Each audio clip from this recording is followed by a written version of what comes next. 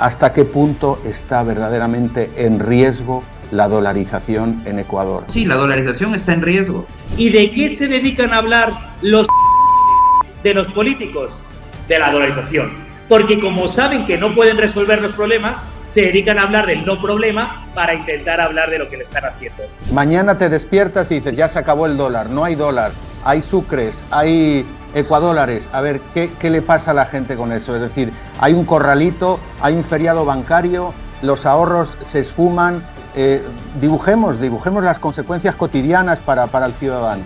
El riesgo de la desdolarización existe y lo grave de este mecanismo es que la población no se da cuenta de lo que está pasando. El correísmo durante esa década emitió dinero del aire, emitió más de 8.000 millones de dólares. No estamos hablando de una cantidad pequeña, son 8.000 millones de dólares, una cantidad muy grande para la economía, en el tamaño que tenía la economía ecuatoriana en ese momento. El presidente Noboa está a favor de defender la Constitución y además pide a sus asambleístas que hagan ese blindaje a nivel constitucional, que es lo que realmente importa y lo que realmente se puede constituir en un cepo o en un blindaje definitivo para la dolarización.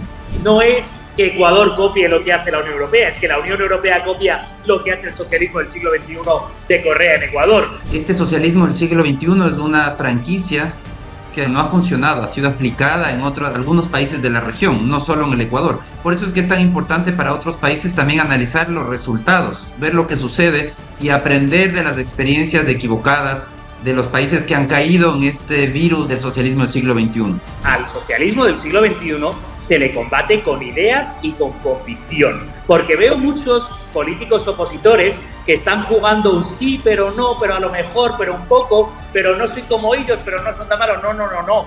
Si juegas a ese juego te aplastan, te arrasan, te avasallan, porque ellos sí tienen una idea de poder y sí tienen un mecanismo para avasallarte. Luego si les das la mano, te comen el brazo, el hígado y el cerebro. Como diría Milei, ¿no? A los zurdos no hay que dejarles ni un milímetro, ¿no? Lo que hay que hacer es presentar una posición con convicción.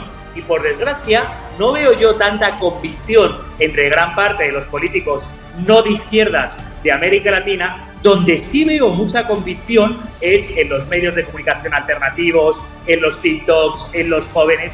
Ahí sí veo ideas y convicción para intentar combatir el socialismo del siglo XXI que está aplastando a América Latina por más de 25 años. Los absurdos de los políticos y las imposiciones de los políticos buscan rendijas por donde se vayan, por tanto sus imposiciones cada vez se imponen menos porque la libertad siempre busca por dónde escabullirse, siempre busca el hueco por donde brillar.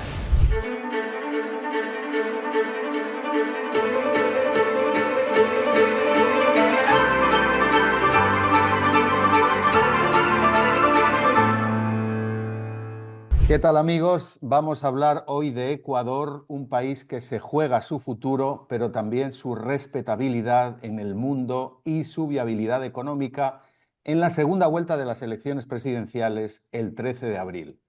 Dos candidatos en liza, Daniel Noboa y Luisa González, dos visiones de país radicalmente opuestas, el liberalismo económico con tintes socialdemócratas de Daniel Noboa y el socialismo siglo XXI, ese del Grupo de Puebla defendido por Luisa González, representando en realidad a quien es el verdadero aspirante a regresar al poder, el expresidente Rafael Correa, prófugo de la justicia ecuatoriana, condenado a 8 años de prisión por corrupción.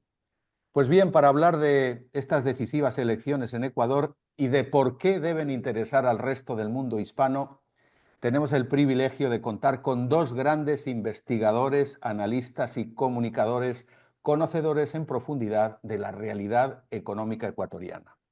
Alberto Acosta Burneo y Luis Espinosa Godet. Bienvenidos y muchas gracias por participar en Desde mi punto de vista. Encantado de estar contigo, Constantino, y encantado de estar en este canal que sigo. Gracias, Muchísimas Luis. gracias por la invitación, es un gusto. Gracias, Alberto. Alberto Acosta Burneo realizó estudios superiores y obtuvo diplomas y MBAs en las universidades de Nueva York y Pensilvania, así como el Tecnológico de Monterrey, editor de la destacada publicación Análisis Semanal. Alberto Acosta es también consultor económico y conferencista especializado en economía y política. Colabora en la revista Vistazo, la principal revista del Ecuador, y es analista en The Economist Intelligence Unit del Reino Unido. Luis Espinosa Godet, profesor de Economía y Humanidades en la Universidad San Francisco de Quito, máster en Economía de la Escuela Austríaca en la Universidad Rey Juan Carlos de Madrid. Luis Espinosa es además un gran influencer en temas económicos y políticos sobre Ecuador y la hispanoesfera. Bueno, y hechas estas presentaciones, bienvenidos amigos a este especial sobre Ecuador en Desde mi punto de vista, el canal que no se cansa de combatir la mentira y la propaganda de los medios de desinformación. Entrando en materia, la gran pregunta, abriendo el melón, ¿qué se juega Ecuador en esta segunda vuelta de las elecciones presidenciales? En lo político y en lo económico. Alberto Acosta. Bueno, empezando por lo político, son dos modelos totalmente distintos. El socialismo del siglo XXI busca captar todos los espacios de poder. Eso es lo que hizo durante los 10 años que estuvo Rafael Correa en el poder en Ecuador. Ir más allá de la institucionalidad, modificar las instituciones para cooptar todos los espacios de poder. Creó, a través de una constitución de 2008, engendros como el Consejo de Participación Ciudadana. Ustedes tal vez no conozcan, pero en Ecuador tenemos 5 poderes, no 3 como en las tradicionales democracias liberales. Tenemos 5 poderes y uno de ellos es el Consejo de Participación Ciudadana, que tiene muy pocos miembros que son nominados, inicialmente eran nominados de la sociedad civil. La idea de Rafael Correa era pasar a una democracia directa, en donde el pueblo participa directamente del poder. Esto evidentemente ya sabemos que realmente es esconder un régimen autoritario que concentra todos los poderes en nombre del pueblo. Eso es lo que fue el modelo del socialismo del siglo XXI en Ecuador, que todavía está vigente en la institucionalidad, en la constitución que no ha sido cambiada, aunque se reformó el método de selección de estos miembros de este famoso Consejo de Participación Ciudadana, pero al final del día lo que busca ahora Rafael Correa es lo mismo, es seguir captando esos espacios de poder, busca hacer una nueva asamblea constituyente, es una de sus promesas, para poder seguir cooptando todos los espacios de poder. Luis Espinosa, ¿qué visión tienes tú sobre... Bueno, yo quisiera comentar, añadiendo lo que dice Alberto, que a mí me parece llamativo que en estas elecciones no hay una apuesta por el futuro de Ecuador. En cierto sentido, Luisa González, que en el fondo es una marioneta de Rafael Vicente Correa Delgado, porque todo el mundo sabe que es el correísmo, Luisa González es un retornar al correísmo, y la gran promesa de Novoa es no retornar al correísmo. Por tanto, el correísmo, que lleva estancando al Ecuador ya 2 décadas o casi 2 décadas como ideología principal, es el que ha impedido que en estas 2 décadas Ecuador salga adelante, porque toda la discusión es o regresamos al correísmo o no regresamos al correísmo, pero no es salimos hacia adelante. Quizás para nuestros amigos hispanoamericanos, que ya deben estar bastante hartos de oír hablar del socialismo del siglo XXI, decirles que este es un cáncer que hace metástasis muy rápido y que cuando uno cree que puede haberlo derrotado, como pudo ser en Ecuador, se metastasea en organismos todavía más vitales para la vida de la nación y todavía lo sigue atacando. Por tanto, en el fondo de lo que estamos hablando es de si Ecuador va a entrar en urgencias o de si Ecuador va a entrar en la sala de recuperación. Pero no estamos hablando de un Ecuador joven y dinámico que esté mirando hacia el futuro, lo que es una desgracia porque es lo que la inmensa mayor parte de los ciudadanos de Ecuador, sobre todo los jóvenes, quieren y se merecen. Si quisiera que remarcáramos aún más, casi de una forma, digamos, de una forma breve, directa y muy contundente, ese contraste que hay entre 2 modelos económicos tan radicalmente opuestos. El de Novoa, que viene a ser, bueno, con sus imperfecciones, pero una economía libre, una economía de mercado, aunque con esos ribetes socialdemócratas, podríamos decir hasta globalistas, la verdad, porque también se puede hablar de bueno, partes que quizá no van a conducir al Ecuador a esa prosperidad que se promete, pero bueno, hablaremos más adelante de eso. Pero básicamente el modelo ese de Novoa, que es una economía libre de mercado, socialdemócrata, y el de Luisa González, como acaban de decir, el socialismo siglo XXI, es decir, intervencionismo estatal, el Grupo de Puebla, a dónde nos lleva, en fin, ese contraste, tratemos de marcarlo, esa dicotomía tan grande que está en disputa en estas elecciones. Alberto. Bueno, primero hay que reconocer que en Ecuador la política está tan inclinada hacia la izquierda que la socialdemocracia es considerada como derecha, incluso por algunos como extrema derecha.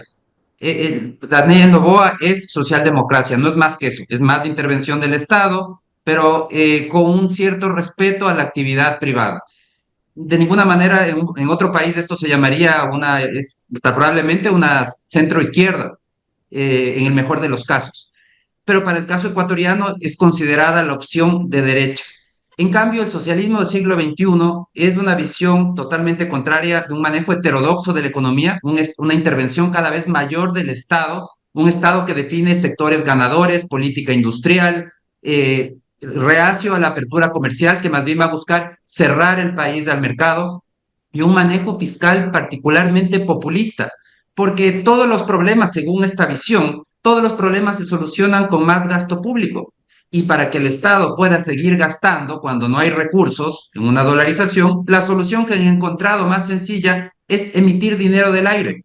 Para eso están los famosos ecuadólares, que no es otra cosa que emisión monetaria en dolarización. Dinero que va a venir del aire, que genera problemas de balanza de pagos, como ellos mismos lo reconocen, pero que por eso quieren crear nuevas correctivos para solucionar los problemas que ellos mismos generan. Restringir todo flujo de divisas, cerrar la economía al mundo para poder seguir con este modelo populista de un Estado que cada vez gasta más para dar bienes y servicios a los ciudadanos, financiados con emisión monetaria irresponsable.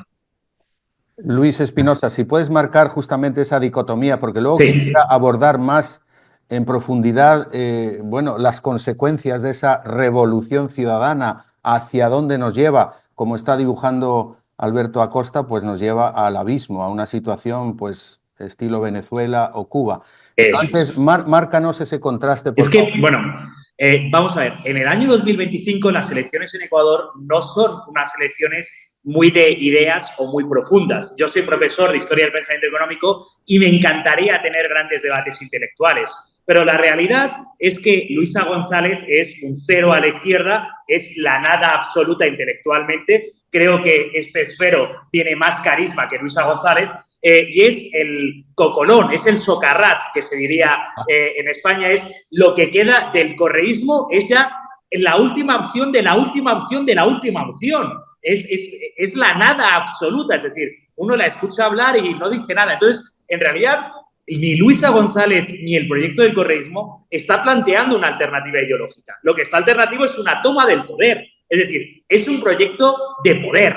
Y una vez que quieren tomar el poder, lo quieren ejercer. Por tanto, son socialistas en el sentido de que quieren todo el poder y lo quieren para ellos. Pero no es que tengan un gran discurso de qué quieren hacer con la economía, porque Luisa González no tiene mucha capacidad de entender lo que es la economía, porque Rafael Vicente Correa Delgado decía barbaridades y estaba equivocado, pero bueno, aunque sea, decía sus propias barbaridades, pero es que Luisa no dice nada. Por otro lado, Noboa, como muy bien dice el señor Acosta Burneo, no es que Noboa sea la ultra extrema mega derecha. Noboa es una socialdemocracia tibia que en su año y medio de gobierno lo único que ha hecho ha sido subir los impuestos y no reducir el gasto público. Esos son los datos y esa es la realidad. Pero bueno, Noboa, cuanto menos, procede de una familia empresarial, sabe lo que es la empresarialidad. Y aunque yo creo que Noboa lo juntaría más a una especie de capitalismo de compadreo, socialdemocracia de amiguetes, más bien ese estilo ideológico, pero aunque sea, no es ese proyecto político totalitario, que sí lo es el correísmo, que yo creo que el correísmo, como digo, ya es un proyecto muy desgastado. Y a estas alturas no les quedan ni las ideas, ni los ideólogos, ni las consignas, lo que le queda es la toma del poder por el poder. A pesar de ello, el correísmo, Luisa González, bueno, está a menos de 30.000 votos de Noboa. En la primera vuelta sí fue, la diferencia es muy escasa y son unas elecciones muy disputadas. Es decir, aunque el correísmo pues, no fue, digamos, la opción ganadora en la primera vuelta, pero está como muy cerca de ganar la segunda, según ciertos pronósticos. Bueno, hay todo un debate sobre ello. Pero yo quisiera preguntarles, ¿es descabellado decir que si gana el correísmo, Ecuador va hacia Venezuela, Cuba, Nicaragua, hacia ese tipo de modelo económico que es la ruina absoluta y la pobreza generalizada? Bueno, yo creo que hay que estar claros que las políticas del correísmo son destructivas porque son políticas que no son sostenibles en el largo plazo. Emitir dinero de la nada en dolarización puede llevar a un extremo de desdolarización, porque cuando se generan estos problemas de balanza de pagos, el Banco Central puede entrar en una crisis de iliquidez y esa crisis de liquidez contagiarse a todo el sistema financiero, una quiebra bancaria generalizada y una desdolarización forzada. Es un escenario que generaría muchísima pobreza. Asegurar que esto se va a transformar en una Venezuela creo que es distinta a las circunstancias. Hay ciertos límites. El Ecuador, si bien tiene recursos naturales, pero no tiene esas rentas que tuvo en su momento Venezuela, esas rentas petroleras tan abundantes que permiten sostener regímenes totalitarios. En el caso ecuatoriano, yo creo que sí estamos limitados por una cierta por unos ciertos ingresos fiscales que no son ilimitados, y por otro lado, por una cierta institucionalidad que si bien es poca, pero internamente yo creo que no podemos llegar a extremos, o sería poco probable llegar a esos extremos. Lo que sí es claro es que el socialismo del siglo XXI va a tener el mismo efecto que ha tenido el socialismo en otros países, que es empobrecer a la población en el mediano y largo plazo. En el corto plazo, las cosas parecen funcionar. Esa es la tristeza del populismo, que aplica medidas cortoplacistas.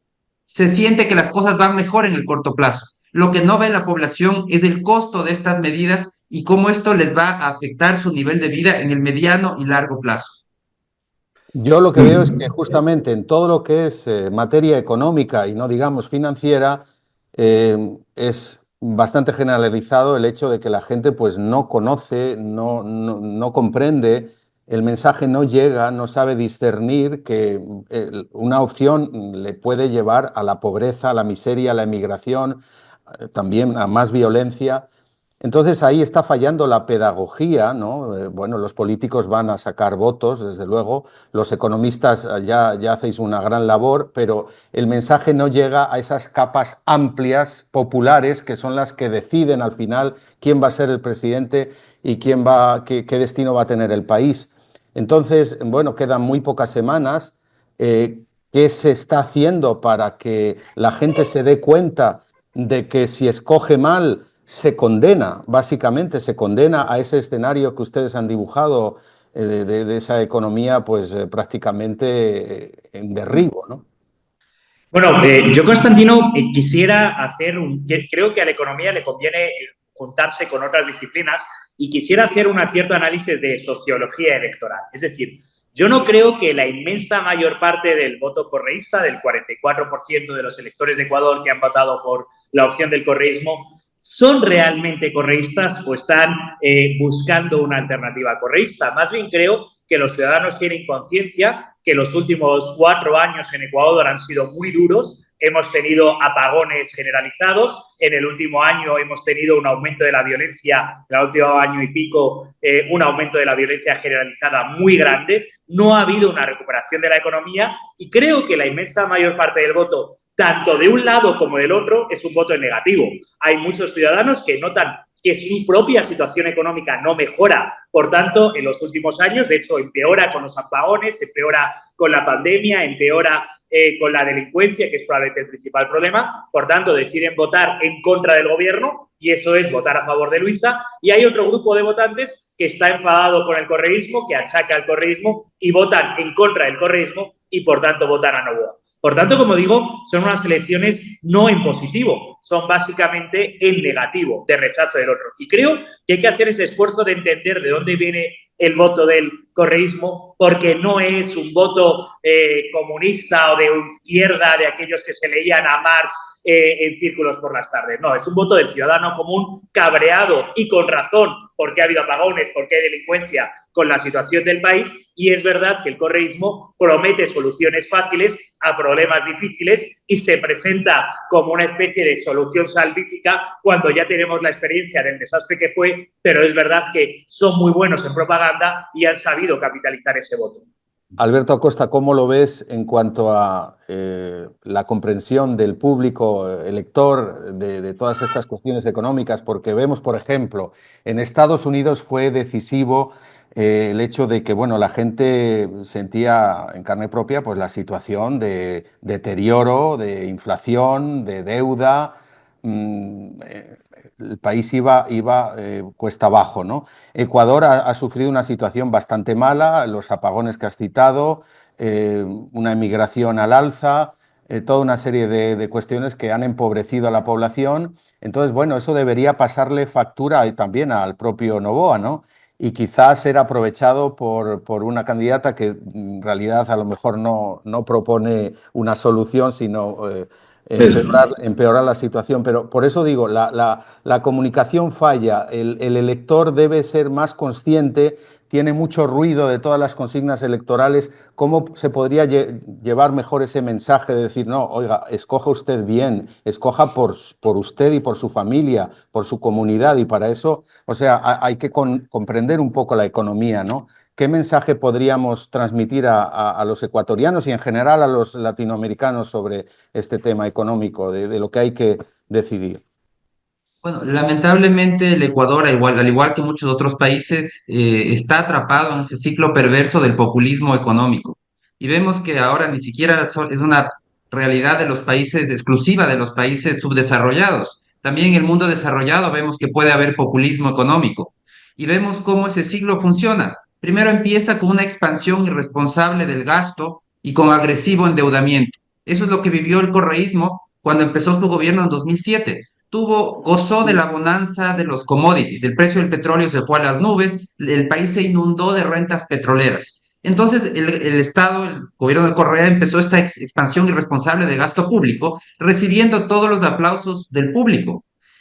Después se acaba la plata, ese gasto irresponsable evidentemente no puede funcionar indefinidamente, y viene el inevitable ajuste fiscal que es costoso políticamente, socialmente, a nadie le gusta el ajuste. Y entonces empiezan los abucheos. Pero el detalle es que el ajuste estos gobiernos lo dejan al siguiente. No lo hizo Rafael Correa. Entonces la población todavía relaciona a Rafael Correa con bonanza, y cuando la realidad es que tuvimos una bonanza a pesar de las políticas equivocadas de Rafael Correa. Y eso es lo que explica este fuerte respaldo del correísmo. Estamos hablando que ya son varios años, ya más de una década, y que sigue teniendo este respaldo y sigue teniendo esta votación fuerte en la población. Y es porque ese desconocimiento económico, la gente no profundiza en conocer cuál es la causa y el efecto. Entonces ven bonanza petrolera y dicen, presidente Rafael Correa, unen las dos cosas, cuando realmente las políticas que aplicó Rafael Correa eran contrarias a la generación de bienestar. Pero él se aprovecha y dice, yo cuando ya era presidente, la población vivía mejor, y el desenmascarar esa causalidad equivocada es lo que se necesita hacer, y eso requiere de educación económica en la población. Efectivamente. Sí. ¿Algo que añadir, Luis? Sí, quisiera añadir un par de cosas. Estoy completamente de acuerdo con lo que dice Alberto, pero quiero añadir dos cosas. La primera es que la población de Ecuador es muy joven. Por tanto, 10 años es mucho tiempo para el gran sector de la población que es votante o que tiene en torno a 20, 30 años. Porque la inmensa mayor parte de los votantes no tiene recuerdos más allá de 20 años, porque hay que tener en cuenta que la población es muy joven. Por tanto, no hay mucha memoria porque la gran parte del votante es joven. Y en segundo lugar, hay que añadir algo a lo que dijo Alberto, y es que el correísmo fue un proyecto totalitario y consciente, en el sentido de que ellos redactaron una constitución, ellos redactaron la inmensa mayor parte de las leyes, ellos crearon la inmensa mayor parte de los organismos de control. Por tanto, más allá del correísmo, después del correísmo, seguimos viviendo en una economía correísta. seguimos viviendo en una economía hostil a la inversión privada, seguimos viviendo en una economía hiperregulada, seguimos viviendo en una economía hiperendeudada. Hay que decir un dato, en torno al 80% del presupuesto del Estado ecuatoriano ya está comprometido por ley. Es decir, el nuevo presidente no puede tomar decisiones presupuestarias porque la Constitución y las leyes correístas ya las tomaron. Por tanto, no es realmente que un nuevo gobierno puede cambiar la economía del país, porque el correísmo puso candados, abusó de su poder para poner candados por todo lado. Por tanto, la economía de Ecuador sigue siendo correísta. Y ese correísmo que está incorporado en la Constitución de Montecristi es como una camisa de fuerza, ¿no? Es decir, algo que le impide al país, pues, desarrollar su potencial. Se ha intentado desmontar el correísmo, curiosamente, por un correísta, Lenín Moreno. A nivel político, al menos, sí hubo un intento y algunas cosas salieron de ese correísmo, pues que es un poco la política de Gramsci, de infiltrar todo, como buen totalitarismo, infiltrar toda la sociedad y toda la economía. Pero bueno, como has dicho, Luis Espinosa, efectivamente está el tema de que entre la Constitución y bueno, todo el aparato del Estado, la administración pública, está enquistado ese, que además es hasta un 30% de la población, y en la administración pública no sé el porcentaje, pero será muy elevado. Y eso significa obstrucción a tantas reformas que necesita el país. Entonces, bueno, la pregunta, ¿es posible ponerle ese cascabel al gato de decir, bueno, vamos a desmontar de una vez ese correísmo, esa constitución que, como alguien ha dicho, ¿no? Es un tornillo y la tuerca es la desdolarización? Bueno, no lo sé. El caso es que todo el asunto de cualquier iniciativa económica ambiciosa para el progreso y el desarrollo pasa por desmontar el correísmo en lo económico, y en lo político lo que queda. ¿Es posible, es factible plantearse algo así en estos momentos, Alberto Acosta? Bueno, definitivamente la Constitución es de esa camisa de fuerza que nos mantiene en el subdesarrollo. Eso hay que estar muy claros.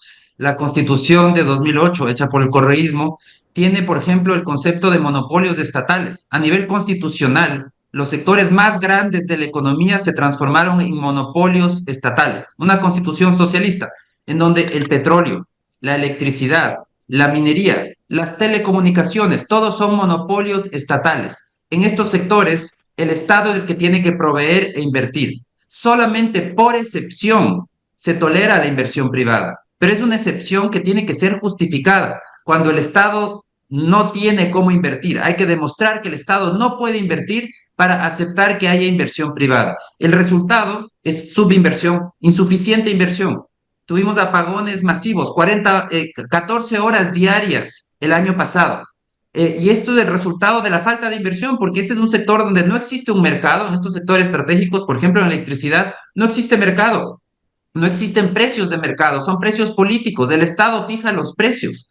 Entonces, todas estas distorsiones son las que introduce esta Constitución. Al final del día, se puede y debemos modificar, eliminar esta Constitución, y en materia económica yo creo que el tema central es eliminar las barreras de entrada a la inversión privada. Ese es un tema central en materia económica, porque esta Constitución está hecha pensada en un mundo socialista, donde el Estado es el gran inversor y donde hay que bloquear el ingreso de inversionistas privados. Eso tiene que ser cambiado y es un tema central. Lamentablemente, también desde la alternativa política que tenemos, Daniel Noboa, más bien está enfocado en reformas legales, está preocupado de cómo ser más duro con los criminales, ese tipo de populismo penal que gusta mucho en el país, pero no ha planteado reformas de fondo en materia económica. Hizo, por ejemplo, 2 reformas en materia eléctrica. Ninguna topó temas de fondo. No se reintrodujo el mercado eléctrico, no se permitió precios de mercado. Es decir, yo creo que hay una falta de entendimiento de las urgencias de reforma económica a nivel de los políticos, e incluso de la opción que tenemos en este momento, la alternativa al correísmo, que es Daniel Noboa. Luis Espinosa, ¿es posible eliminar esa hipoteca, esa losa que está sobre el Ecuador de la Constitución y todo ese correísmo institucionalizado? Bueno, ahí hay 3 cuestiones. En primer lugar, para que se hagan una idea, la Constitución de Ecuador es la segunda más larga del mundo por número de artículos. Es una constitución que tiene 444 artículos, lo cual te hace la idea de que no es una constitución en el sentido de las reglas del juego, el mínimo común múltiplo que tienen todas las ideologías en el que todos los ciudadanos estamos de acuerdo. Es una constitución de parte socialista, que hiperregula la convivencia, hiperregula la economía. En realidad, no es una constitución en ese sentido. Lo que es un proyecto político partidista, que no es lo que debería ser una constitución. Sin embargo, la Constitución de Montecristi a día de hoy tiene 17 años, teniendo en cuenta que en la historia republicana del Ecuador, de los 200 años, ha habido 20 constituciones, ya está por encima de la media y va camino de ser la tercera o la cuarta más larga de su historia, o más longeva de su historia. Por tanto, sí que creo que es planteable una alternativa y empezar a plantear. Y yo sí que noto entre los jóvenes que ya empiezan a decir, quizás simplemente por un hecho generacional, oye, mira, todas las generaciones de ecuatorianos han tenido su propia constitución, yo también quiero hacer la mía, ¿no? En ese sentido, la pregunta grave sería, ¿y estamos seguros que una nueva constitución no volverá a ser una constitución partidista o tan o más socialista que la actual? Pues no estoy seguro, porque vemos que las reglas del juego no se respetan mucho y que la mitad de la población quiere un proyecto como el de Luisa. No creo que sea la mitad. En realidad, estoy de acuerdo contigo, Constantino, el 30% de la población puede ser realmente correísta y quiere ese proyecto, y el otro 20-25 se suma a lo que haya, ¿no? Entonces, sí que creo que es un planteamiento, pero por desgracia no creo que sea un planteamiento en el corto plazo, y con estos bueyes hay que obrar, es lo que tenemos, y con esto es con lo que hay que trabajar. Y en realidad no hemos visto a nadie.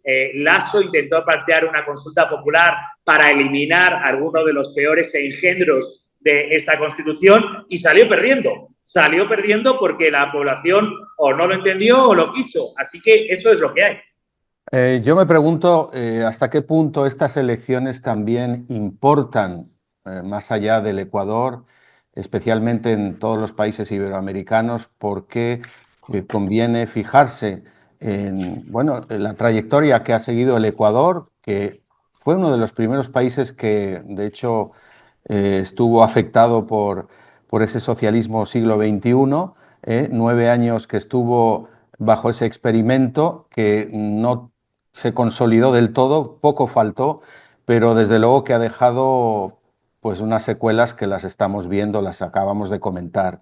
Entonces, bueno, como es una hoja de ruta que se repite en otros países y no solamente de Iberoamérica, en la propia Europa, bueno, podríamos hablar, ¿verdad?, en la propia España, por ejemplo, de alguna manera es una hoja de ruta, es un modelo económico que se replica. Y entonces, por eso quisiera preguntaros, ¿no? ¿Por qué es importante que el resto de Iberoamérica se fije en estas elecciones? ¿Qué enseñanzas puede aportar el Ecuador en estos años? Bueno, primero que estuvo en el correísmo y después salió a duras penas y que, bueno, no se ha quitado encima esa ominosa herencia, ahí la tiene en la administración, pero también en la mentalidad de mucha gente. Entonces, bueno, si hay, básicamente la pregunta, si hay una salida de ese socialismo siglo XXI, que una vez que es como un virus y una vez que lo tienes en el cuerpo es muy difícil sacarlo, ¿no? Luis. Bueno, definitivamente este socialismo del siglo XXI es una franquicia que ha funcionado, mejor dicho, no ha funcionado, ha sido aplicada en algunos países de la región, no solo en el Ecuador. Por eso es que es tan importante para otros países también analizar los resultados, ver lo que sucede y aprender de las experiencias equivocadas de los países que han caído en este virus del socialismo del siglo XXI. Y todos han caído en este ciclo populista perverso. Podemos hablar de Argentina, que sucedió lo mismo, esa expansión irresponsable del gasto público, un gasto público descontrolado, agresivo endeudamiento, descalabro de la economía, pero mientras este proceso de destrucción funciona o está en aplicación, parece que las cosas funcionaran. Hay grupos de la población que reciben prebendas adicionales y aplauden sin darse cuenta que se está gestando una crisis cuando se acaban los recursos, más pobreza, hiperinflación, desempleo, y viene un ajuste que le toca al político contrario, al que le toca la mala suerte de tener que poner en orden la economía. y le culpan, los ciudadanos le culpan de todo el descalabro a quien tiene que poner en orden la economía, cuando deberían culparle, lo correcto sería culpar al que generó los desequilibrios en la economía. Entonces, es este ciclo perverso que existe y es muy común en la región, y el socialismo del siglo XXI se ha intentado aplicar en varios países de la región. Entonces, no es un caso aislado el del Ecuador, y creo que es importante analizar también cómo lograr desterrar este virus, cómo curarnos de manera definitiva. Y esta debe ser una enseñanza para el resto de países de la región. Yo creo que al final del día llegamos al tema de educación, educación en la población, porque incluso si se intenta hacer reformas por la fuerza, ya hemos visto casos como el caso chileno, por ejemplo, un país que ha tenido un éxito destacable en la región, y vimos cómo hace pocos años vivió una ola de protestas muy agresivas que querían deshacer todo el modelo que les dio el éxito que habían alcanzado. Entonces, estos cambios sociales al final del día requieren de un avance, sí, de ciertos líderes que vayan indicando la ruta hacia dónde hay que seguir, pero necesita ir acompañado con una transformación en el pensamiento político, en las creencias de la población, para que vayan respaldando este cambio. Es un proceso complejo que requiere de muchísima capacitación, de muchísima pedagogía. Luis Espinosa, Sí, ¿qué lecciones ves tú que se pueden aportar al resto de la yo, hispanoespañola? yo veo dos lecciones claras. En primer lugar, tenemos que tener muy claro que el socialismo en América Latina se coordina. El Grupo de Puebla no es una fantasía, es una realidad. Y es evidente cuando uno va viendo lo que hacen en los distintos países que está tomando los ejemplos. Por ejemplo, ahora estamos viendo en Colombia el espectáculo dantesco de las gabinetes ministeriales en directo, pero eso ya lo habíamos vivido en Ecuador, y en Ecuador ya habíamos visto a Correa a tomar decisiones en gabinete ministerial en directo, que también eran espectáculos dantescos, donde los ministros se dejaban humillar por el gran líder y en un mecanismo psicológico bastante perverso se sentían alzados cuanto más le humillaban, ¿no? Luego, si uno ve, el Grupo de Puebla está coordinado, evidentemente, toman ejemplo los unos de los otros. Y por el contrario, también tenemos que hablar, por cierto, de la influencia de los, ellos dicen, exiliados, prófugos de la justicia del correísmo que están en México, que tienen bastante influencia y bastante poder dentro del gobierno de AMLO, ahora de la presidenta Chimpún esta que tienen.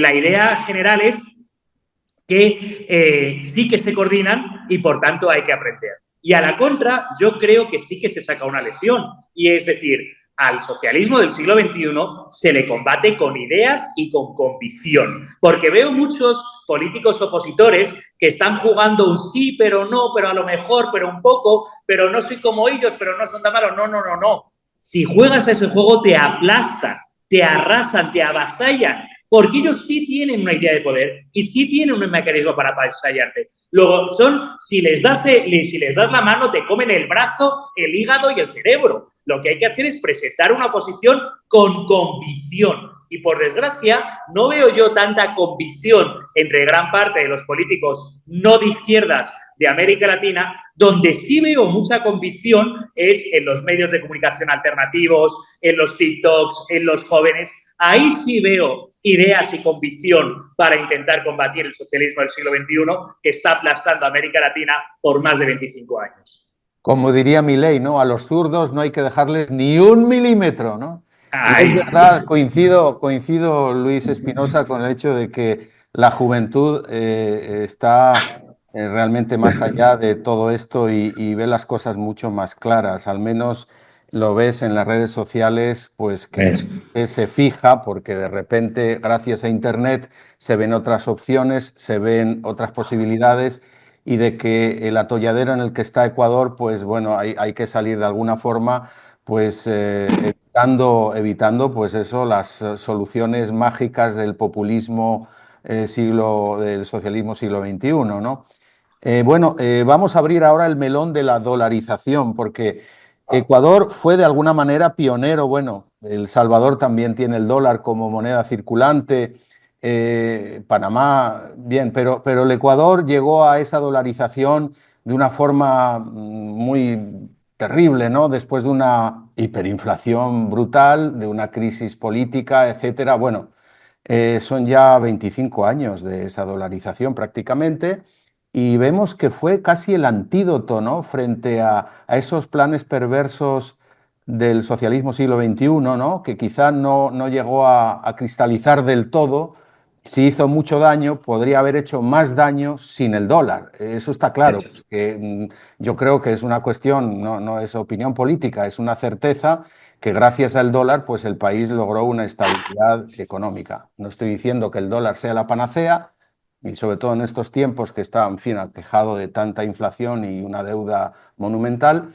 Pero bueno, ahí está el debate. La dolarización en Ecuador, ese melón que se ha abierto en los debates electorales, que sí, que no. Obviamente Noboa 100% a favor de no solamente de mantener la dolarización, sino de reforzarla. Y Luisa González, pues aunque desmiente, pues toda su militancia, su número 2 y tanta gente, pues que de una forma o de otra habla así, no, vamos a crear un ecuadólar o alguien dijo un cóndor de oro, cosas así. Hay muchos nombres que están circulando por ahí. Entonces, esta dolarización que ha llevado al Ecuador a una cierta estabilidad está en entredicho. Y eso, sin duda, es grave, porque sería interrumpir pues, 25 años de estabilidad. Entonces, a ver, la pregunta, ¿hasta qué punto está verdaderamente en riesgo la dolarización en Ecuador? Alberto Acosta. Bueno, primero, la dolarización fue el mayor acto de soberanía de los ciudadanos. Recuperaron para sí el control sobre su dinero.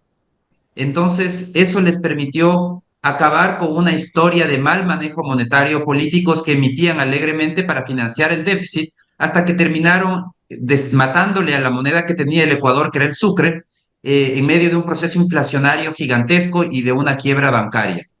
Ahora, ¿la dolarización está en riesgo? Sí, la dolarización está en riesgo. Y está en riesgo no por lo que dicen algunos políticos, porque lamentablemente en el Ecuador no hay político que no diga que va a defender la dolarización, porque la dolarización es más popular que cualquier político en el país. Entonces, todos los políticos dicen que van a defender la dolarización. El problema es que no entienden cómo se defiende la dolarización. Entonces, todos proponen cosas distintas, pero le ponen la etiqueta defender la dolarización. Ahora, ¿cuál es el único riesgo que tiene la dolarización? Es el excesivo gasto público que lleve a una manipulación monetaria, a emitir una nueva moneda.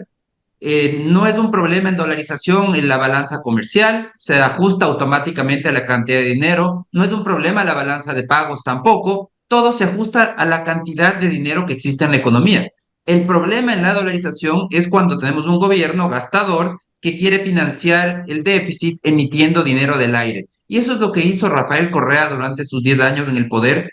Llegó a emitir alrededor de 8.000 millones de dólares del aire. ¿Cómo lo hizo? A través de un mecanismo de expansión del balance del Banco Central.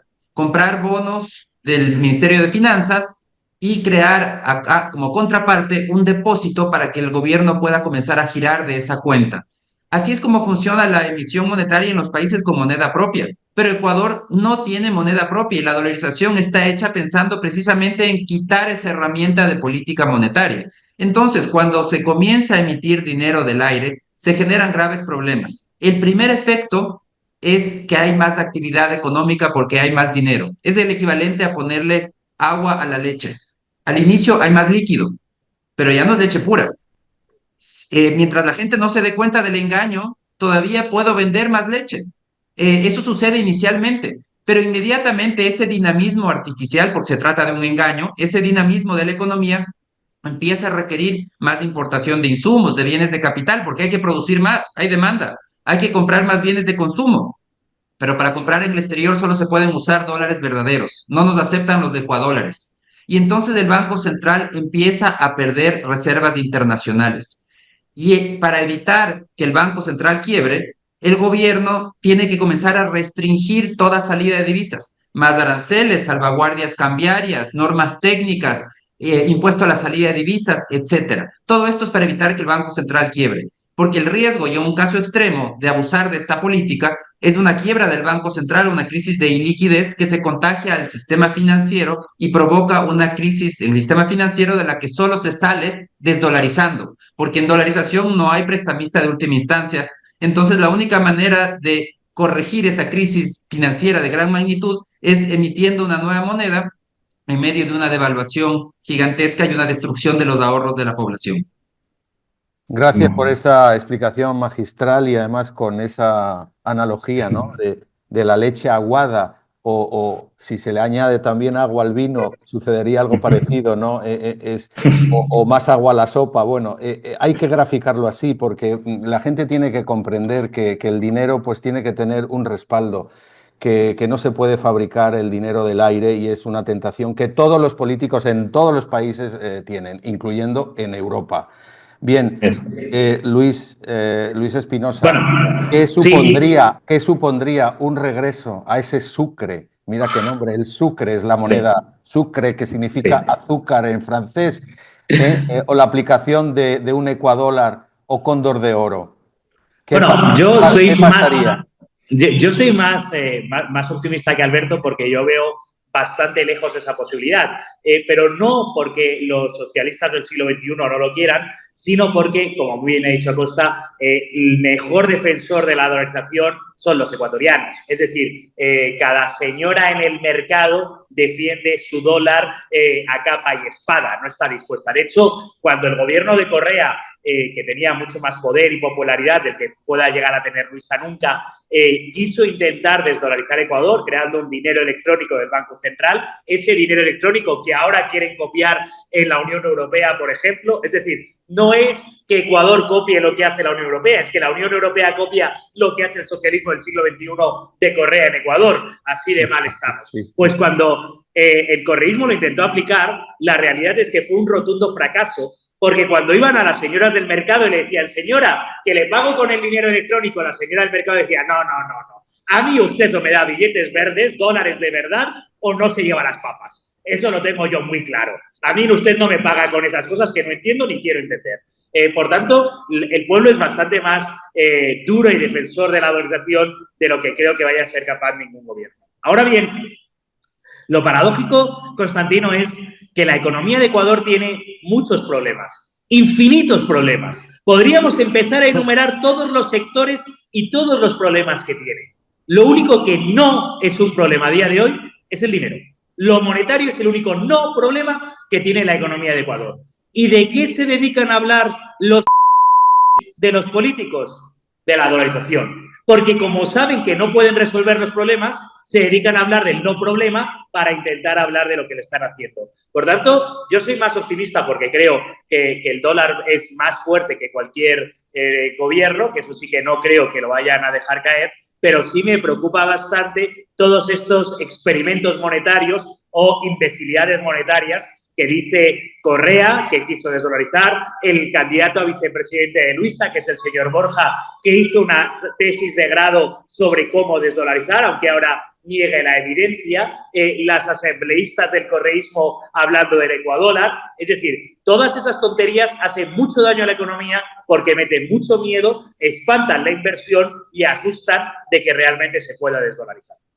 Dibuja un panorama, perdona, de qué significaría eso de aplicar un ecuadólar. A ver, ¿qué clase de Ecuador tendríamos si de repente sacas de la ecuación al dólar americano y, bueno, te inventas ese cóndor de oro, ese ecuadólar o lo que sea, o vuelves al sucre? A ver, ilustra. No sé si Alberto, porque ahí hay que dedicarse a meterse en entender lo que esta gente quiere. Ellos en realidad quieren algo así como dos monedas paralelas, pero parece que esta gente no ha entendido la ley de Gresham, que dice que la moneda mala desplaza la buena. Es decir, es muy difícil tener dos monedas paralelas al mismo tiempo.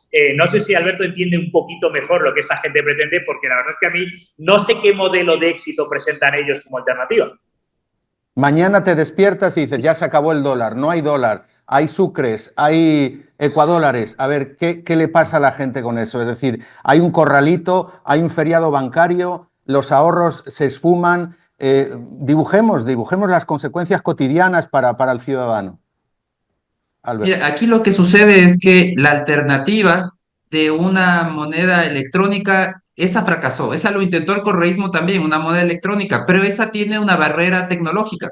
La población tiene que aprender a usar una moneda tecnológica y la población no es tan tecnificada. Entonces esa alternativa no funcionó y no lo van a intentar nuevamente porque encontraron una alternativa mucho más eficiente, que es la alternativa contable. la de echarle agua a la leche, es la alternativa de engañar. ¿Y cómo se hace? Esto ya los ciudadanos no se dan cuenta. Los ciudadanos pueden querer al dólar más que a nada en la vida, pero no se dan cuenta de lo que sucede, porque es un tema contable que sucede a nivel del Banco Central. Lo que hacen es, compra el Banco Central, financia al gobierno, compra bonos del Estado, los coloca en su activo y como contraparte en su pasivo crea un depósito. De ese depósito comienza a girar el gobierno, pero ese depósito no tiene como respaldo dólares verdaderos, tiene solo un papel que dice te pagaré algún día. Entonces aumenta artificialmente la oferta monetaria de la economía, pero ese dinero comienza a circular en forma digital, en forma electrónica. Entonces, no es posible como depositante saber si me han transferido $100 a mi cuenta. Yo no puedo saber qué es un ecuadólar y qué es un dólar. Es lo mismo. Están todos mezclados. Es el agua con la leche. Yo no puedo saber qué partícula es leche y qué partícula es agua. Está todo mezclado. El problema se origina más bien por las distorsiones que genera esta manipulación monetaria, que se resumen en problemas de balanza de pagos. Si uno en dolarización distorsiona la oferta monetaria, va a tener como consecuencia problemas de balanza de pagos. Y entonces el gobierno comienza a tomar medidas para corregir el problema que el gobierno creó. Comienza a restringir todo tipo de salida de divisas.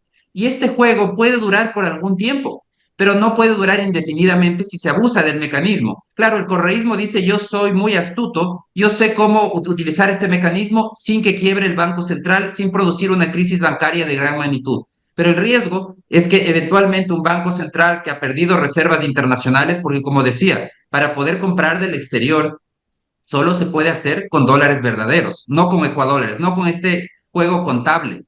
Entonces el Banco Central empieza a perder dólares verdaderos.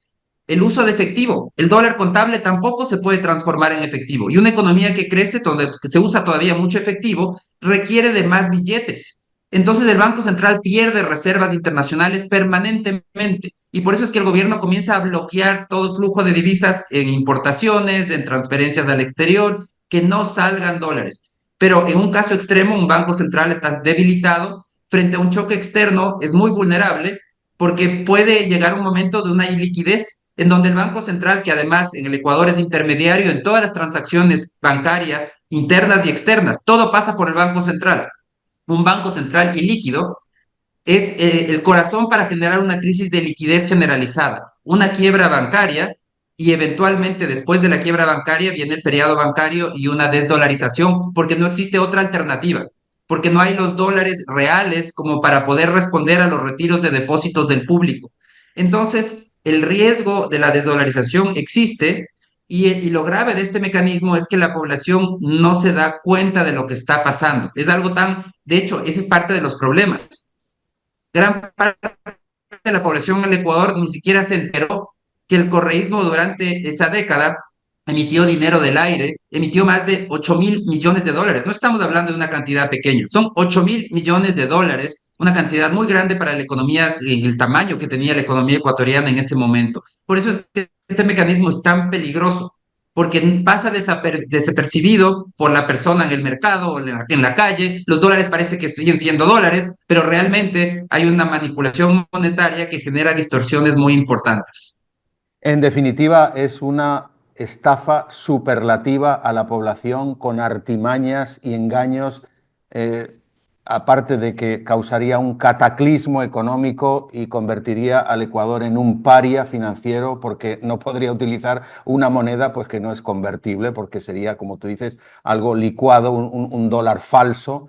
Bueno, creo que está claro para todo el mundo.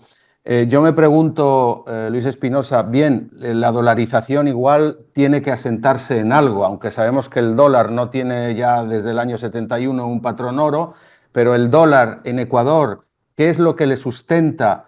¿En qué se basa la confianza en el dólar, más allá de la creencia de que bueno, esa es una moneda que es importada, pero es la que circula y es la oficial de alguna manera? Entonces, ¿en qué se basa? ¿En las exportaciones, en las remesas de los emigrantes? ¿Qué es lo que sustenta al dólar en Ecuador? Bueno, el dólar en Ecuador, como bien has dicho, como en todos los lugares del mundo, se sustenta en la confianza. Vivimos en un sistema de dinero fiduciario, dinero de confianza, y básicamente lo único que sostiene el dólar, como las demás monedas, es la confianza. En el caso de Ecuador, la economía de Ecuador es muy pobre, en el sentido de produce muy poco que el resto del mundo quiere, por tanto genera pocos ingresos. Y eso es precisamente, no es una economía ni especialmente productiva, ni especialmente eficiente, ni produce. Lo que sí tiene Ecuador es que la naturaleza, Natura, ha sido generosa con este rincón del mundo. Existe petróleo, que sigue siendo la principal exportación, pero cada vez va teniendo menos importancia, sigue siendo la principal exportación, y el Ecuador también produce atún. En el puerto de Manta hay una industria atunera, produce flores, principal exportador de rosas, produce camarón, que en España lo llamaríamos gambas, uno de los principales productores de camarón en tierra. Es decir, lo sorprendente y lo paradójico y en cierto modo lo triste, bueno, produce cacao y café, banano. Lo paradójico y lo triste es que aquellas industrias que se les ha permitido un mínimo de libertad, como ha dicho Alberto, que no tienen precio fijo por parte del Estado, que se ha permitido un mínimo de inversión privada, han despuntado, han despegado y son competitivas a nivel internacional. El problema es que a cada pequeña industria que intenta crecer en Ecuador no hacen más sino ponerle palos en las ruedas. Por tanto, es prácticamente imposible que esto se sustente. Y es verdad que todavía Ecuador tiene muchos emigrantes que todavía envían remesas. Digo todavía porque el grueso de la emigración se produjo después de la crisis del 99, que dio lugar a la dolarización en el 2000. La dolarización fue la solución a la crisis, no la causa, la solución a la crisis. Pero en aquel momento se produjo una inmigración masiva, en parte a Estados Unidos, a Nueva Jersey, y en parte a España. Cualquiera de los españoles que nos esté escuchando seguro que conoce a algún ecuatoriano que está en España trabajando y aportando, porque la inmensa mayor parte de los inmigrantes ecuatorianos en España están trabajando y aportando. Así es, así es. Bien, sobre esta parte de la base del dólar en Ecuador, Alberto Acosta, hay una fragilidad. El dólar, vamos a suponer que va a continuar, que no pueden con él, que no. De hecho, Correa intentó y no pudo, reconoció que no pudo. Bueno, si por desgracia gana de nuevo el correísmo y el dólar se mantiene, bien, ¿cuáles son las condiciones para que el dólar siga siendo la moneda de uso común en Ecuador? Bueno, lo que necesita el país es un blindaje a la dolarización. Este momento existe, el único blindaje que existe para la dolarización es la Ley de Defensa de la Dolarización, que es una ley que prohíbe el financiamiento del Banco Central al gobierno. Es decir, prohíbe la emisión monetaria, pero es una ley y como una ley puede ser derogada en cualquier momento con una mayoría simple en la Asamblea. Por eso es que es tan urgente que esa ley sea cambiada. Esa ley se creó en 2020 por presión del Fondo Monetario Internacional. ¿Y qué es lo que se debe solucionar? Tenemos que entender que tener un banco central en una economía dolarizada es el equivalente a tener una botella de aguardiente A en ver. el velador de un alcohólico y creer que no la va a topar. Bueno, los políticos van a topar esa botella. Evidentemente, los políticos son como ese alcohólico, van a tomar esa botella algún día. Por eso es que en dolarización tenemos que ir hacia un cierre del Banco Central. Ese es un primer blindaje. El segundo blindaje es a nivel constitucional prohibir la emisión de dinero, porque precisamente la dolarización lo que busca es que la cantidad de dinero se mantenga escasa, que no se pueda aumentar artificialmente la cantidad de dinero. Entonces necesitamos un blindaje total a través de una prohibición constitucional de emitir dinero y de este financiamiento del Banco Central al gobierno. Y la tercera ancla viene por el lado del origen de los problemas. Poner anclas macrofiscales fuertes, es decir, limitar la expansión del gasto público en función del incremento de los ingresos, lo que es sentido común en muchas partes del mundo, un manejo fiscal prudente, pero que en países presos del populismo como el Ecuador no es lo común. Entonces necesitamos limitar esa expansión del gasto al incremento de ingresos y limitar el nivel de endeudamiento público para garantizar que haya sostenibilidad fiscal, porque es la falta de sostenibilidad fiscal la que lleva a los políticos a caer en la tentación de financiar su gasto infinito emitiendo dinero del aire. O sea que vemos que ese es un flanco que no se cubrió en la dolarización, es decir, que todavía se puede emitir moneda sin, digamos, un respaldo. No hay un cepo, algo que impida esa emisión monetaria. O sea, el dólar, aunque sea una moneda estable, igual estamos viendo que en el correísmo, ¿no? Como describiste antes, se genera dinero y se genera inflación, por lo tanto. Entonces, eso es una tentación a lo mejor en la que podría incluir el primer día Luisa González, si es que gana esas elecciones, o es algo que no se puede plantear. ¿Cómo lo ves? El único candado que existe es la ley de defensa de la dolarización. Este momento está prohibido que el Banco Central financie al gobierno. Es decir, está prohibido la expansión del balance del Banco Central o este financiamiento vía emisión monetaria. Pero una ley de defensa, una ley puede ser derogada en cualquier momento y es el riesgo. Luisa González de llegar al poder va a tener un bloque, el mayor bloque de asambleístas y podría fácilmente alcanzar una mayoría y de esa manera derogar la ley de defensa de la dolarización para poder emitir nuevamente dinero como lo hicieron durante el tiempo que estuvieron en el poder. Por eso es que es tan urgente crear estos blindajes adicionales, blindajes definitivos, y es lo que se está discutiendo en este momento en el país. Precisamente el día de hoy, el presidente Noboa emitió un decreto garantizando que el dólar es la moneda de curso legal, lo cual no tiene ninguna importancia realmente jurídica, pero es un mensaje fuerte porque pidió al mismo tiempo a sus asambleístas que inicien un proceso de reforma constitucional para prohibir en la Constitución la emisión de dinero. Y eso es lo importante. Este decreto ejecutivo sirve como un mensaje claro, es decir, el presidente Noboa está a favor de defender la Constitución y además pide a sus asambleístas que hagan ese blindaje a nivel constitucional, que es lo que realmente importa y lo que realmente se puede constituir en un cepo o en un blindaje definitivo para la dolarización. Vemos que en otros países, especialmente Estados Unidos, pero también China, están tratando de atesorar oro, atesorar otros activos, incluyendo Bitcoin, para justamente apuntalar una divisa que se sustenta en la nada, porque el dólar tampoco tiene, digamos, un anclaje real sobre activos tangibles, ¿no? Como lo era antes de los años 70. Entonces, bueno, alguien se ha planteado en Ecuador, así como la vecina y hermana República del Salvador, que puso el Bitcoin como, bueno, pues una alternativa para apuntalar sus reservas. ¿Es esto algo factible en Ecuador, que el Bitcoin también entre en la ecuación para sustentar el dólar y darle más estabilidad al sistema financiero del país? Bueno, yo en eso voy a ser más optimista con respecto al Ecuador. A día de hoy, Ecuador tiene la mejor moneda del mundo, porque nos guste o no, el dólar es el medio de intercambio generalmente aceptado, el depósito de valor y la unidad de cuenta. Es verdad que el dólar tiene sus propios problemas y tiene muchos problemas, pero siendo Ecuador una economía relativamente pequeña y relativamente dependiente de Estados Unidos, porque al final el petróleo, las flores se exportan en dólares, las turbulencias que pueda generar el dólar necesariamente las vamos a importar. De hecho, el punto de comparación para Ecuador tendría que ser las otras monedas de América Latina. Y en comparación con el peso colombiano o con el peso chileno, en comparación con el nuevo sol peruano, al final, o incluso con el peso argentino, al final el dólar es el dólar ecuatoriano, por decirlo así, o sea, el dólar que se usa en Ecuador es el que ha conservado su valor y el que mejor ha conservado su valor.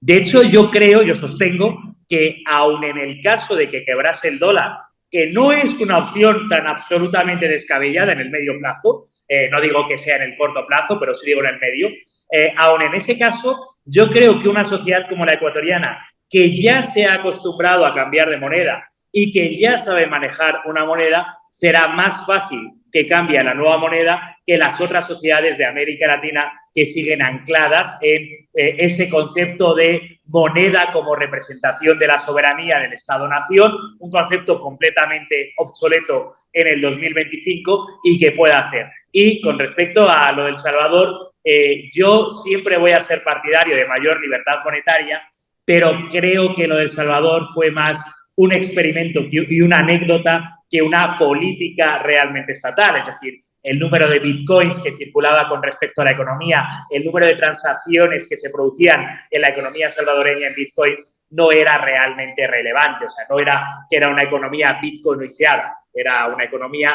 que seguía funcionando con dólares y que además permitía usar bitcoins. Todo lo que sea libertad monetaria me parece bien, pero no creo que sea el modelo a seguir porque no creo que ha sido aplastantemente exitoso. Alberto Acosta, y en esta ecuación, como decimos, el Bitcoin puede jugar un papel, evidentemente no va a ser una moneda circulante que no sirve para comprar o vender, pero sí sirve para dar cierta estabilidad a pesar de su volatilidad. Estados Unidos y otros países, y no solamente estados, sino regiones, empresas y, por supuesto, particulares, hasta fondos de inversión están apostando por el Bitcoin como, bueno, algo a tener en cuenta y a depositar en sus balances. ¿Esto sería algo posible en Ecuador o deseable? Bueno, yo creo que hay que reconocer que ninguna moneda tiene un respaldo real, por llamarlo así. ¿Qué es lo que le da respaldo a una moneda? Es lo que se puede comprar con esa moneda, su poder de compra.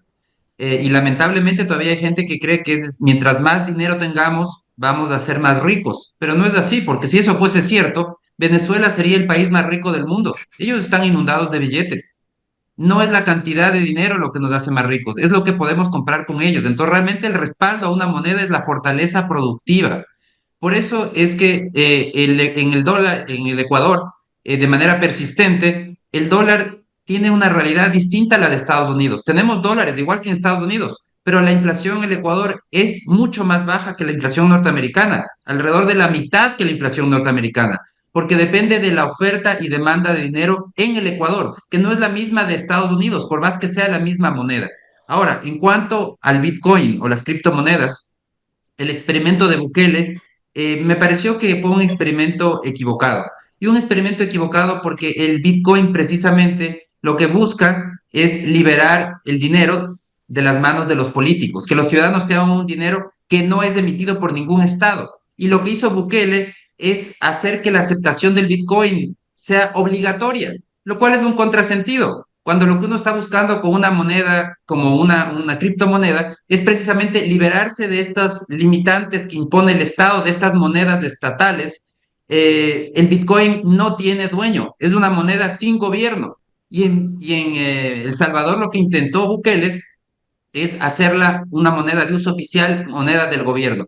Yo creo que lo que hay que, el mundo ideal y el Ecuador podría dar una marcha sencilla y en eso me parece que es una gran oportunidad para el Ecuador hacia esa competencia de monedas, esa libertad de monedas, que en el Ecuador sean los ciudadanos, no el gobierno no tiene por qué meterse en este tema, los ciudadanos los que escojan las monedas en las que quieren invertir, si quieren usar Bitcoin, si quieren transar en Bitcoin para las transacciones que caben, porque una transacción pequeña en Bitcoin no hace sentido por la alta variabilidad que tiene esta moneda, pero si hablamos de transacciones mucho más grandes, sí hace sentido. Entonces, además es una moneda que permite reducir costos de transacción a nivel internacional. Es muy fácil mover el Bitcoin a través del espacio, de la geografía, con costos muy reducidos.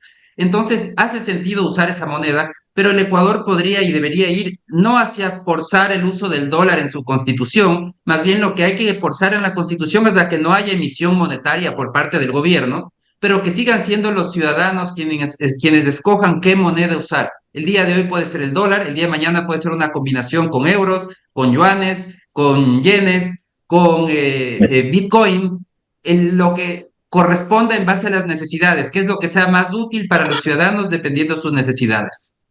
Les informo que en Ecuador realmente hay muchísima actividad en todo el mundo de las criptomonedas y en Bitcoin respecto a transacciones, por la facilidad que representan, por el hecho de que puedes, como lo has citado, pues mover el dinero a cualquier punto del planeta de forma instantánea y segura, y eso lo saben los cambistas y lo saben los emigrantes y lo saben los familiares de los emigrantes que reciben el dinero, esas remesas que generalmente pasan por toda una serie de agencias que se cobran unos porcentajes leoninos y entonces recurren pues sí, a las criptomonedas, porque es una manera muy inteligente, a mí me parece, y segura, insisto, de mover el dinero. Entonces, que viva esa libertad financiera, que según tengo entendido, hay un vacío legal en el Ecuador sobre esto, pero la gente, de forma creativa y recurriendo a estas soluciones tecnológicas,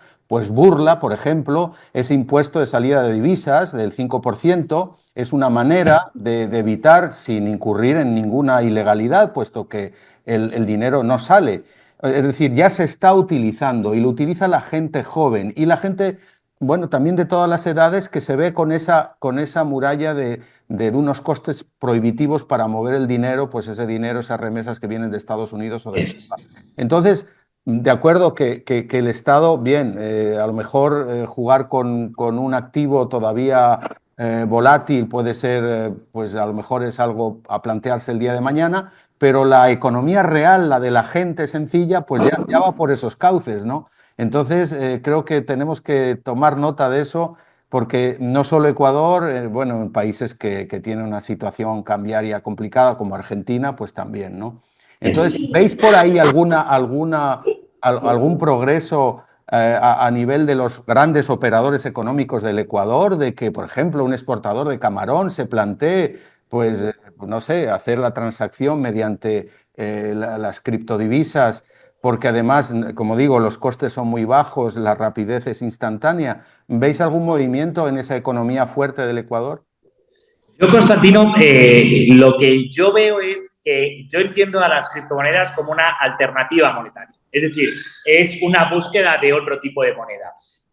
Cuando tú vives en un país que tiene la moneda más utilizada en el mundo en transacciones, a coste de tipo de cambio cero,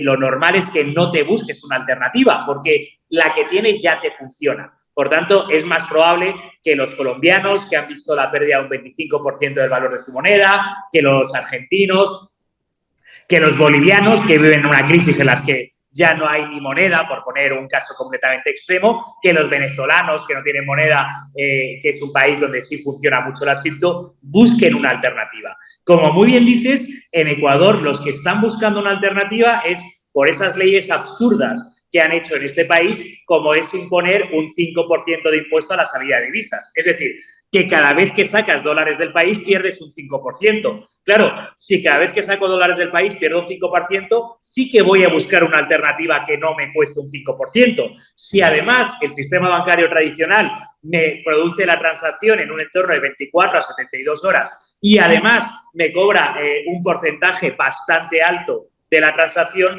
evidentemente sí voy a empezar a buscar alternativas. Pero no porque el dólar en sí mismo. Si quitásemos estas imposiciones completamente absurdas y fuera de lugar, impuesto a la salida de divisas, costes de transacción, yo creo que habría mucha menos búsqueda de la alternativa. Con estas imposiciones cada vez habrá más. Y además, en cierto modo, es poéticamente bello y además es justo, porque los absurdos de los políticos y las imposiciones de los políticos buscan rendijas por donde se vayan, por tanto, sus imposiciones cada vez se imponen menos, porque la libertad siempre busca por dónde escabullirse, siempre busca el hueco por donde brillar. Alberto Acosta, ¿alguna idea sobre esta tendencia que estamos observando? ¿Tú constatas, no sé, por parte de esas grandes empresas exportadoras ecuatorianas, un interés en las criptomonedas como solución a sus operaciones financieras?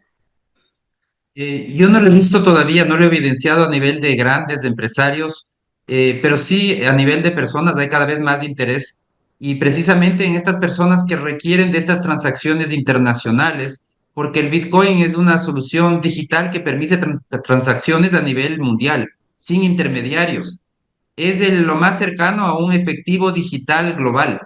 Entonces tiene unas ventajas muy fuertes y aquí entran, por ejemplo, los migrantes, para ellos puede ser interesante este tipo de soluciones, o personas que requieren de mover el dinero a nivel global. Entonces es una manera muy segura y permite además contar con transacciones mucho más baratas. Entonces yo creo que a través de eso sí, la población cada vez utiliza más el Bitcoin en el Ecuador.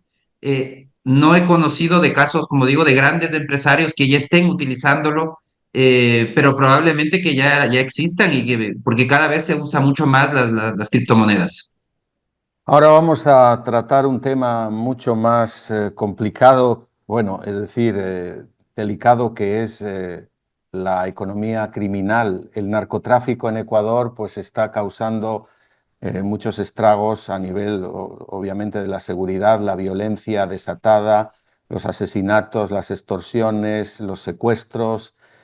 Todo esto está realmente tiene al país en vilo y Ecuador, pues, en fin, tiene un récord triste en cuanto a esa criminalidad a nivel mundial. Entonces, bueno, vamos a fijarnos en la parte económica. El narco mueve mucho dinero, muchísimo dinero. Bueno, ¿cuánto dinero puede llegar a mover en la economía ecuatoriana? ¿Qué porcentaje puede representar? ¿En qué sectores se exagera el papel de la narcoeconomía, como algunos diarios, algunos medios dicen? ¿O si es algo realmente grave? Porque el propio presidente Daniel Noboa dijo que sí, que realmente hay una cifra espantosa. No sé si dijo hace unos años que eran 6.000 millones de dólares que mueve el narcotráfico. En fin, me gustaría la opinión vuestra sobre esta narcoeconomía, qué papel juega, qué peligros representa sobre todo. Bueno, me lanzo yo antes de, no sé si Alberto tiene mejores cifras de las que tengo yo. En mi opinión, sí que se exagera la importancia de la narcoeconomía en Ecuador desde el punto de vista de lo positivo. Es decir, no creo que sean tantos miles de millones los que mueve. Y no lo creo por una serie de argumentos bastante sencillos. Ecuador no es un país productor a día de hoy, es un país de tránsito. Ecuador es en ese negocio, el tránsito, donde genera realmente valor ese destino, porque donde se multiplica por 20 o por 40 el precio del kilogramo de cocaína no es al pasarlo de Colombia o de Perú a Ecuador, es al pasarlo de Ecuador a Europa o Estados Unidos, es ahí donde se genera el valor añadido, pero no realmente por moverlo por el país. Sin embargo, aunque no creo que realmente genere tanto para la economía ecuatoriana, sí creo que destruye mucho más para la economía ecuatoriana, porque aunque sea relativamente poco lo que genera, ese relativamente poco el número de muertes, porque aquí no podemos olvidar que lo realmente grave del narcotráfico no son los millones de dólares, son las vidas que se pierden, las de vidas y vidas que se pierden por ese negocio de sangre. Entonces, una vez que evaluamos en cuanto a vidas que se pierden, o quizás más importante, o quizás algo menos importante, no voy a decir más, algo menos importante como sería la corrupción política que genera y además cómo espanta el narcotráfico a las inversiones honestas que podrían entrar en el país. Es decir, el narcotráfico no tiene escrúpulos en comprar políticos y los políticos no tienen escrúpulos en dejarse comprar, que esto es de lado y lado, y además el hecho de que tú veas que en un país hay presencia de narcotráfico, hace que si tú eres un inversor honesto, intentes huir de esos sectores, por tanto lo espanta. Por tanto, creo que es mucho más lo que destruye en la economía ecuatoriana el narcotráfico de lo que crea, que creo que en cierto modo se exagera porque no creo que sea tanto. Así sean 1.000 millones de dólares, con 1.000 millones de dólares se pueden comprar muchas voluntades y destruir muchas vidas, pero esto sigue siendo menos del 1% de la economía total del Ecuador. Alberto Acosta, ¿está Ecuador ya en una lista roja? Es decir, ¿la banca internacional ya sospecha del dinero procedente del Ecuador debido a este terrible fenómeno del narcotráfico? Bueno, Ecuador ha implementado las reformas y las recomendaciones del Gafi precisamente para combatir el lavado de activos. Lo que sí es real es que existen problemas graves asociados con el narcotráfico, porque el Ecuador lamentablemente se ha vuelto un país competitivo para el envío de la droga. Y eso es algo que se está tratando de combatir.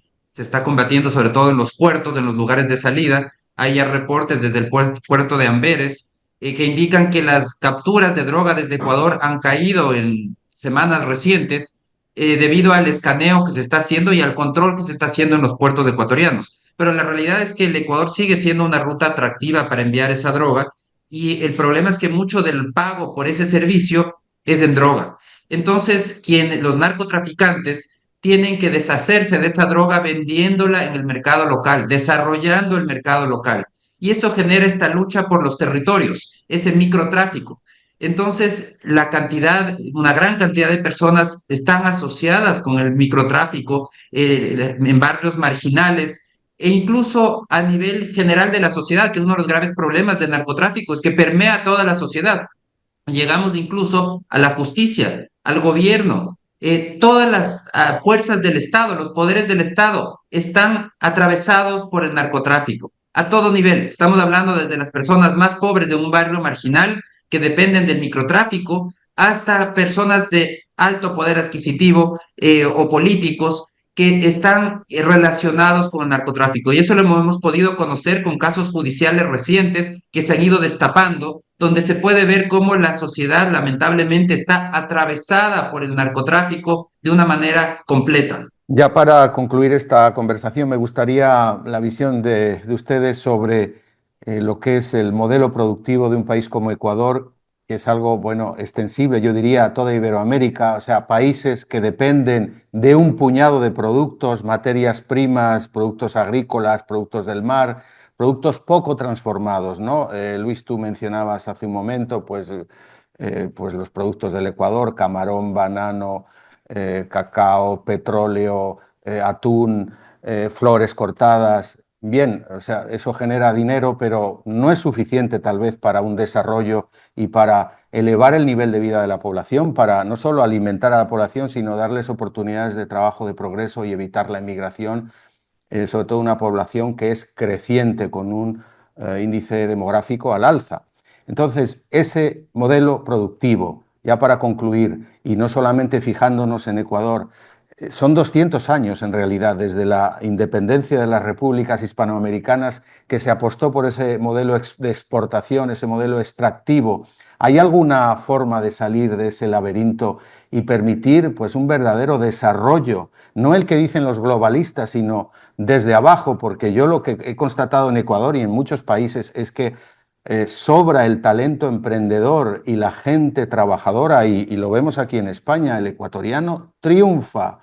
Ya han pasado 25 años de esa emigración ecuatoriana en España y los ecuatorianos que residen aquí ya han escalado en su nivel laboral, han progresado, es decir, hay talento, hay voluntad de trabajar y hay muchos recursos en Ecuador. Entonces, lo que falta es quizá dar valor añadido a los productos que se generan y diversificar esa matriz productiva, que yo sé que ha sido objeto de debate durante muchos años. Me gustaría, para concluir, la visión de ustedes sobre este tema, Alberto Acosta. Bueno, el Ecuador lo que necesita es eliminar las barreras a la inversión. Ese es el punto de partida, porque ese debate de la diversificación de la matriz productiva nace de esa visión de una política industrial, en donde un grupo de burócratas dicen, yo sé cuál es el futuro del país. Es lo que se aplicó durante la década de Rafael Correa.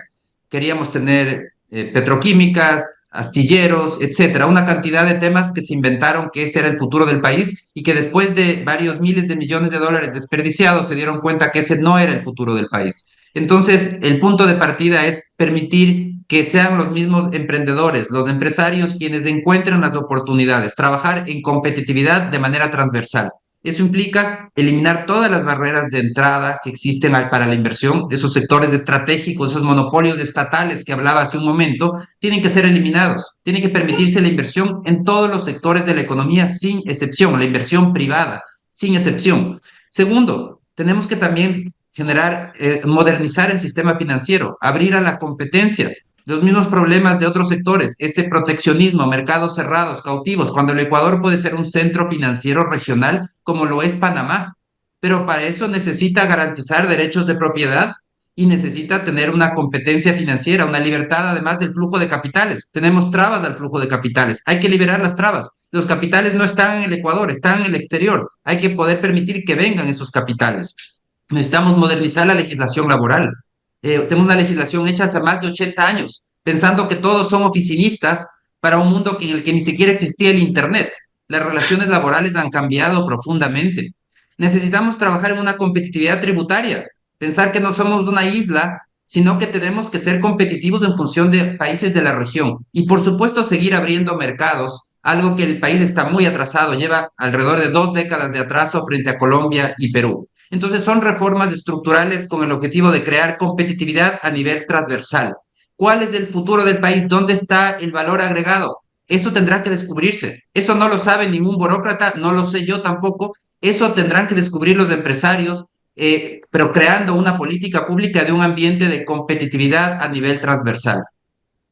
Luis Espinosa. Pues, sí, quisiera completar lo que dice Alberto, yo estoy completamente de acuerdo con lo que ha dicho, pero yo lo diría de una foto más grande, lo que hace falta en Ecuador es libertad. ¿Y por qué hace falta en libertad? Porque desde las guerras de desgarramiento de la monarquía hispánica, otros lo dicen guerras de independencia, ya hay una falta de confianza en el propio país. Yo, como extranjero viviendo en Ecuador, y es llamativo, Constantino, que tú también has hablado bien de la empresarialidad, de la laboriosidad de los ecuatorianos, como extranjero viviendo en Ecuador me llama la atención, además soy profesor de universidad y trabajo con gente joven, que hay una falta de confianza, de esperanza en el futuro del Ecuador y hay una especie de maldición de esto siempre ha sido así y siempre seguirá siendo así. Falta confianza en sí mismos. Y claro, si yo no tengo confianza en mí mismo o los burócratas no tienen confianza en los empresarios no tienen confianza en los trabajadores, los empresarios no tienen confianza en la capacidad productiva sin mercados cautivos y sin legislación que les proteja sus propios negocios. Si no hay confianza en nosotros podemos, entonces lo que vamos a tener son leyes liberticidas que siempre van a intentar controlar y poner barreras y poner regulaciones porque no creemos en nosotros mismos, no creemos en la libertad, no creemos en el mercado, no se cree en la prosperidad de Ecuador. Por tanto, lo que hace falta primero es saber que claro que Ecuador puede ser un país libre y próspero, pero lo primero que tenemos que hacer para que eso llegue a ocurrir es creérnoslo. Y una vez que nos lo creemos, empezamos a eliminar las barreras arancelarias, la ley laboral, las barreras fiscales, porque Ecuador es una maraña de barreras regulatorias hechas en base a un miedo a la libertad que ha marcado los 200 años de vida republicana del país. Agradezco a ambos por estas ideas realmente brillantes, por esta exposición magnífica, en fin, espontánea y surgida de la experiencia del día a día, de conocer a fondo un país y todo ese cableado económico que tiene tan complejo, esa maraña que hemos tratado de desenredar aquí y que, bueno, queremos que Ecuador realmente pues se tome una buena decisión en esas elecciones, en esa segunda vuelta. Deseamos todo lo mejor para Ecuador y bueno, aquí han surgido ideas que yo estoy convencido, yo también personalmente las apoyo, creo que esa, como alguien dijo, la fórmula para el desarrollo creo que ya está inventada, ¿no? En diferentes latitudes, no es que se trate de aplicar al pie de la letra lo que un país ha inventado en otro, pero hay muchas soluciones. Y bueno, todas esas soluciones pasan por la espontaneidad de la gente que trabaja y no hace falta recurrir a ninguna solución de un organismo internacional o un determinado libro o una determinada ideología, porque por ahí no van los tiros. Sin duda alguna, casi todos los países se han desarrollado pues, en base a fórmulas muy simples de sentido común, ¿no? Bien, pues aquí queda este coloquio. No sé si queréis agregar algo más. Sí, que Constantino, que te esperamos en Ecuador para brindar con un buen sumir por la libertad y la prosperidad del país. Sin duda, ahí iré yo. Sería un placer, de verdad, el compartir con vosotros ahí en latitud cero, ¿verdad? Y yo le deseo todo lo mejor al Ecuador, un país que amo, que quiero mucho y que estoy seguro que va a salir adelante porque la gente pues tiene un talento y una capacidad extraordinaria y como tú dijiste además, un rincón del mundo excepcional. Así que muchísimas gracias, buenas noches allá y aquí damos por concluido este episodio desde mi punto de vista. Gracias a todos.